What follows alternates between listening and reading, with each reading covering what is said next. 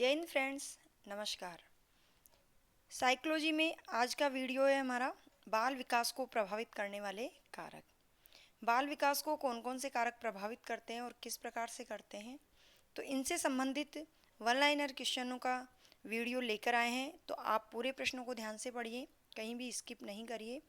इन question के माध्यम से ही हम पूरा सिलेबस कवर करवाएंगे। तो प्रत्येक टॉपिक पर बनाए गए प्रश्नों को ध्यान से पढ़ें, पूरा पढ़ें और अपने दोस्तों को भी शेयर करें। और अतिशय एकेडमी को सब्सक्राइब अवश्य कर लें ताकि जो भी वीडियो डाले जाए उसका नोटिफिकेशन आपके पास सबसे पहले पहुंच जाए। तो हम हमारा वीडियो शुरू कर रहे हैं, बाल विकास को प्रभावित करने वाले कारक। तो इससे संबंधित जो प्रश्न है, पहला प्रश्न है, बाल विकास को मुख्यतः कौन कौन से कारक प्रभावित करते हैं। तो सबसे पहला प्रश्न जो टॉपिक है उसी पर आधारित है और ये हमें ध्यान रखना है। प्रश्न को चाहे कैसे भी घुमा के दे दे, लेकिन हमें ये ध्यान रखना है कि जो उनको प्रभावित करते हैं वह मुख्यतः जो कारक होते हैं वह होते हैं वातावरण और वंशानुक्रम। यानी वंश के अनुसार बालक का जो विकास होता है या बालक के अंदर अपने माता पिता के गुण होते हैं, लेकिन उसके साथ साथ ही उस पर आसपास की जो परिस्थितियाँ होती हैं, जो पर्यावरण होता है, वातावरण होता है, उसका भी बहुत प्रभाव पड़ता है। तो ये दो नाम हमें ध्यान रखने हैं। अगला प्रश्न है, वातावरण वह बाहरी शक्ति है जो हमें प्रभावित करती है, यह कथन किसने कहा। यह जो परिभाषा है मनोवैज्ञानिक की, तो इसे हमें याद रखना है कि वातावरण वह बाहरी शक्ति है जो हमें प्रभावित करती है। वंशानुक्रम आंतरिक शक्ति है लेकिन वातावरण बाहरी शक्ति है। ये परिभाषा दी रोस ने। आगे प्रश्न है, बालक के विकास को प्रभावित करने वाले वातावरण को कितने भागों में बांट सकते हैं। यानी हमने देखा बालक के विकास को प्रभावित करते हैं वातावरण और वंशानुक्रम। तो जो वातावरण है वो किस प्रकार से और किन किन रूप में प्रभावित करता है, तो ये हमें देख लेना है। वातावरण को जो प्रभावित करने वाले हैं प्राकृतिक वातावरण और सामाजिक वातावरण। बालक को मिलने वाला जो प्राकृतिक वातावरण है वो जन्मजात होता है, और सामाजिक वातावरण जो बाहरी वातावरण होता है, भौगोलिक वातावरण होता है, जन्म के बाद होता है, वह सामाजिक वातावरण होता है। तो वातावरण के रूप में हम इन दोनों वातावरण को देख सकते हैं और ये बालक के विकास में प्रभाव डालते हैं, बालक के विकास को प्रभावित करते हैं। अगला प्रश्न है, प्राकृतिक वातावरण किस प्रकार से बालक के विकास को प्रभावित करता है। जैसा कि हमने देखा प्राकृतिक वातावरण और सामाजिक वातावरण बालक के विकास को प्रभावित करता है। तो प्राकृतिक वातावरण किस प्रकार से करता है। प्राकृतिक वातावरण दो प्रकार से बालक के विकास को प्रभावित करता है। पहला है आंतरिक वातावरण। आंतरिक वातावरण जो नैसर्गिक है, प्राकृतिक है, प्रकृति की देन है कि बालक 9 महीने माँ के पेट में रहता है। तो पहला है आंतरिक वातावरण, यानी आंतरिक रूप से पेट में भी बालक को माता के आसपास का वातावरण प्रभावित करता है, जिसे ही हम आंतरिक वातावरण कहते हैं, यानी माता के गर्भ में प्रभावित करने वाला वातावरण। दूसरा है बाह्य वातावरण, जो बालक के जन्म के पश्चात आसपास से मिलने वाला जो वातावरण है, पर्यावरण है, वह प्रभाव डालता है। तो दो प्रकार से प्राकृतिक वातावरण प्रभाव डालता है, आंतरिक वातावरण और बाह्य वातावरण। अगला प्रश्न है, मानव व्यक्तित्व किसका परिणाम है। जो मानव व्यक्तित्व है वो किसका परिणाम है, तो वह है आनुवांशिकता और वातावरण के बीच होने वाली अंतःक्रिया का, क्योंकि ये दोनों ही बालक के विकास को प्रभावित करते हैं। अगला प्रश्न है, संयुक्त कोष में कुल गुणसूत्रों की संख्या कितनी होती है। संयुक्त रूप से पूछा जा रहा है, कुल गुणसूत्रों की संख्या पूछी जा रही है, तो हमारा आंसर होगा 46। अगला प्रश्न है, माता पिता के गुणसूत्रों की संख्या कितनी होती है। तो माता पिता के गुणसूत्रों की संख्या होती है 23। जैसा कि हमने ऊपर प्रश्न में पढ़ा, संयुक्त रूप से पूछा गया, कुल संख्या पूछी गई तो 46 बतानी है। लेकिन अगर माता व पिता की अलग अलग पूछी जाए तो 23 बतानी है। प्रश्न इस प्रकार से भी पूछा जाता है कि गुणसूत्रों के कितने जोड़े होते हैं, तो गुणसूत्रों के 23 जोड़े होते हैं जो संयुक्त रूप से होते हैं। अगला प्रश्न है, लिंग का निर्धारण करने वाला कारक है, यानी लिंग का निर्धारण कौन करता है कि गर्भ में लड़का है या लड़की है, कौन पैदा होगा, तो उसका निर्धारण करता है पिता। लिंग का निर्धारक करता होता है पिता। लड़के के जन्म के लिए उत्तरदायी क्रोमोसोम गुणसूत्र कौन से होंगे? हमने देखा लिंग का निर्धारण पिता करता है और लड़के के जन्म के लिए उत्तरदायी क्रोमोसोम, जो क्रोमोसोम या गुणसूत्र कुछ भी कह सकते हैं, तो कौन से होंगे? वह होंगे लड़के के लिए, देखो यहाँ एक्स एक्स तो लड़की के लिए होता है, या बाई मिस्टेक हो गया, लेकिन हमें ध्यान रखना है एक्स एक्स, पिता से भी एक्स और माता से भी एक्स, तो जन्म लेगी लड़की।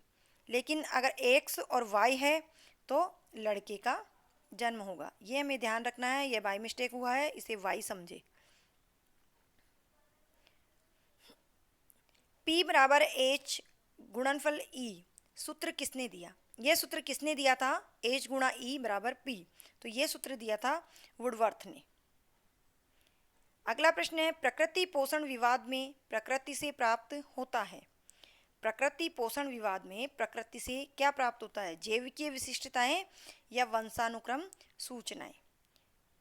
प्रकृति पोषण जो नैसर्गिक है, प्राकृतिक है, नेचर से मिलने वाली है, तो वो होगी जैविकीय विशिष्टताएं, यानी जो माता पिता से जो प्राप्त होंगे गुण जीव में, वो जैविकीय विशिष्टताएं होती है, यानी कि वंशानुक्रम सूचनाएं जो वंश से ही हमें प्राप्त होती है। माता से मिला आंखों का रंग बालक के विकास को प्रभावित करने वाला कौन सा कारक माना जाएगा? तो ये माना जाएगा आनुवांशिकता। अगर माता या पिता की आंखें गहरी नीली है, भूरी है, और वही रंग अगर बालक में भी आता है, तो वो वंशानुक्रम के कारण है, आनुवांशिकता के कारण है। इसे हेरिडिटी भी कहा जाता है। आनुवंशिकी के नियम हैं, तो आनुवंशिकी के नियम हैं 3। आनुवंशिकी के 3 नियम माने गए हैं: समानता का नियम, भिन्नता का नियम और प्रत्यागमन का नियम। और इन्हें हम यही समझ लेते हैं।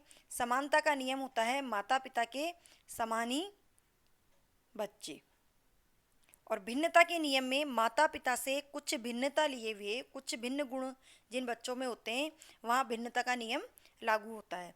और प्रत्यागमन का अर्थ है माता पिता के विपरीत गुणों वाले बच्चे। अगला प्रश्न है, आनुवांशिकता एवं वातावरण को बालक के विकास में किस प्रकार की संरचना माना जाता है? तो ये माना जाता है आनुवांशिकता को तो स्थिर सामाजिक संरचना माना जाता है, और वातावरण को गत्यात्मक संरचना माना जाता है। ये हमें ध्यान रखना है, यहाँ गौर करना है। जो आनुवांशिक गुण होते हैं वो स्थिर होते हैं, स्थायी होते हैं। जो गुण बच्चों में माता पिता से आए हैं वो बाद तक भी रहेंगे, क्योंकि वो स्थिर होते हैं और स्थिर संरचना में माने गए हैं। इसी प्रकार से जो वातावरण से मिले हुए गुण हैं वो विकास में उत्तरोत्तर वृद्धि के साथ या किसी भी प्रकार से परिवर्तन के साथ बदलते रहते हैं, इसलिए वातावरण को गत्यात्मक संरचना माना गया है। इससे संबंधित अगर कोई भी प्रश्न आ जाए तो इस बात को ध्यान रखना है। आनुवांशिकता से मिले हुए गुण स्थिर होते हैं, जबकि वातावरण गत्यात्मक संरचना है। एक बालक के भाषा विकास में नैसर्गिक प्रभाव है, जबकि दूसरे बालक के भाषा विकास में परिवेश का प्रभाव है। प्रश्न को ध्यान से देखें। एक बालक के भाषा विकास में नैसर्गिक यानी कि प्राकृतिक, जो प्रकृति से मिला हुआ है, आनुवांशिकता से मिला हुआ है, और दूसरे में परिवेश का प्रभाव है। तो ये किस प्रकार का विवाद होगा, यानी किस प्रकार के विवाद में इसको शामिल किया जाएगा? तो ये किया जाएगा प्रकृति एवं पालन पोषण पर विवाद। आनुवांशिकता की इकाई है, तो आनुवांशिकता की इकाई है जीन, जिसे पितृक भी कहा जाता है। एक बालक जो किसी विशेषता में उच्च या निम्न है, यानी उसमें कोई उच्च गुण है या निम्न कोटि का गुण है, और जो बाद में भी रहेगा, जो विशेषता है वो बाद में भी रहेगी, यह किस प्रभाव के अनुसार है? तो यह है आनुवांशिक संरचना के अनुसार। अब आनुवांशिक संरचना में हमने देखा था कि स्थिर सामाजिक संरचना होती है, तो ये वहीं से संबंधित प्रश्न है कि बालक में अगर किसी प्रकार की विशेषता है, चाहे उच्च हो या निम्न हो, और वो बाद में भी रहेगी, अर्थात वो स्थिर रहेगी, तो स्थिर रहने वाली जो संरचना है वो आनुवांशिक संरचना है। अगला प्रश्न है, बीज कोष की निरंतरता का नियम किसने दिया? बीज कोष की निरंतरता का जो नियम है वो दिया बीजमैन द्वारा। बीजमैन द्वारा बीज कोष की निरंतरता का नियम दिया गया। नाम से हमें ध्यान रह जाएगा। बीज कोष की निरंतरता का नियम क्या कहता है? इस नियम में क्या कहा गया है, क्या बताया गया है? तो शरीर 2 कोष से मिलकर बना है, ये कहता है बीज कोश की निरंतरता का नियम। ये दो कोश कौन से हैं? एक है कायिक कोश और एक उत्पाद कोश, यानी प्राप्त करने वाले अर्जित गुण। मेंडल ने किस पर प्रयोग किया? तो मेंडल ने प्रयोग किया था मटर पर। ये माननीय नहीं है, मानवीय है, समझिए इसको। मानवीय विकास के विभिन्न क्षेत्रों में आनुवांशिकता एवं परिवेश का सापेक्षिक प्रभाव परिवर्तनशील है। यहाँ क्या आएगा, क्या कहना चाहता है? तो वातावरण एवं आनुवांशिकता का गुणनफल ही परिवर्तनशील है, यानी जो परिवर्तन है, सापेक्षिकता का जो प्रभाव है, उसमें विकास होता है, वो किसके परिवर्तन का प्रभाव है? तो वह है वातावरण एवं आनुवंशिकता का गुणनफल। बालक के विकास में माता पिता के अतिरिक्त दादा दादी एवं नाना नानी के गुण होते हैं। यह किस नियम के अनुसार है? तो यह है गाल्टन के नियम के अनुसार। गाल्टन ने कहा है कि अगर बालक में माता पिता के अतिरिक्त या माता पिता के गुण बहुत ही माइनर है, बहुत कम है या नहीं परिलक्षित हो रहे हैं, और बच्चे में अगर दादा दादी या नाना नानी के भी गुण आ सकते हैं, ऐसा है, तो ये नियम दिया था गाल्टन ने। गाल्टन के नियम के अनुसार ऐसा माना जाता है। लेमार्क के द्वारा कौन सा नियम दिया गया? तो लेमार्क ने नियम दिया अर्जित गुणों का स्थानांतरण। अर्जित गुणों का स्थानांतरण का नियम दिया लेमार्क के द्वारा। मेंडल के नियम में कौन से 3 नियमों की बात की गई है? तो मेंडल ने जो नियम दिया है, उसने मटर पर प्रयोग किया है और उसने 3 नियम बताए हैं अपने नियम में। प्रभाविकता या प्रधानता का नियम, पृथकता का नियम और स्वतंत्र अपवहन का नियम। ये 3 नियम दिए हैं मेंडल ने अपने नियम में। अगला प्रश्न है, ध्यान से पढ़ना। कुछ जापानी व्यक्ति जो अमेरिका जाकर बस गए, उनकी आने वाली पीढ़ियों में अमेरिका के लोगों जैसी शारीरिक बनावट देखने को मिलती है। आने वाली पीढ़ियों में निरंतर परिवर्तन के बाद, यह किस नियम के प्रभाव के कारण है? तो यह है बाह्य प्राकृतिक वातावरण के भौगोलिक प्रभाव के कारण। बाह्य प्राकृतिक वातावरण के भौगोलिक प्रभाव के कारण है। व्यक्ति विकास में कोई हाथ नहीं होता, अपितु प्रकृति पर ही सब कुछ निर्भर करता है। ऐसा किसने कहा? ये किसकी परिभाषा है? तो यह है डार्विन की। डार्विन ने कहा व्यक्ति विकास में कोई हाथ नहीं होता है, अपितु प्रकृति पर ही सब कुछ निर्भर करता है। याद करने का तरीका देखिए, हम इसे ऐसे याद कर सकते हैं कि बालक के विकास में सब कुछ प्रकृति ही डाल देती है। तो डार्विन से हम डाल देती शब्द को याद रख सकते हैं। व्यक्ति विकास में कोई हाथ नहीं होता, अपितु प्रकृति पर ही सब कुछ निर्भर है, यानी प्रकृति ही व्यक्ति में सभी प्रकार के गुणों को डाल देती है, ऐसा कहा डार्विन ने। माता पिता की शारीरिक एवं मानसिक विशेषताओं का संज्ञान में संक्रमित होना ही वंशानुक्रम है। यह परिभाषा दी जेम्स ड्रेवर ने। ड्रेवर को हम ड्राइवर समझ के याद रखें।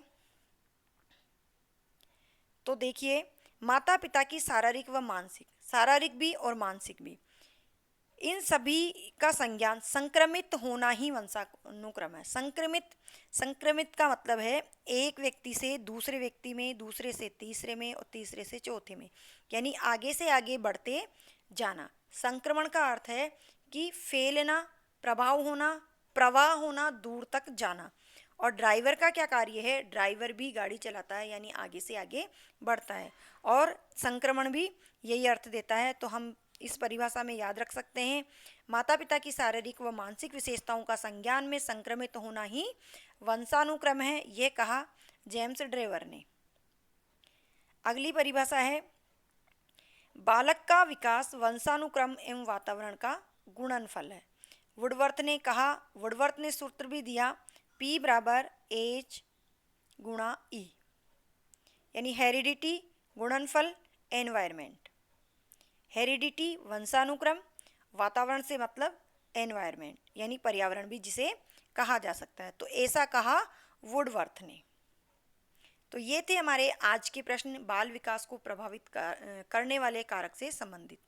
वीडियो अगर आपको पसंद आया हो तो प्लीज़ लाइक अवश्य करें और अपने दोस्तों को, अपने मिलने वाले और आसपास जो भी परीक्षा देने वाले हैं उनको भी शेयर करें, क्योंकि मनोविज्ञान एक ऐसा सब्जेक्ट है जो लगभग सभी प्रतियोगी परीक्षाओं में पूछा जाता है।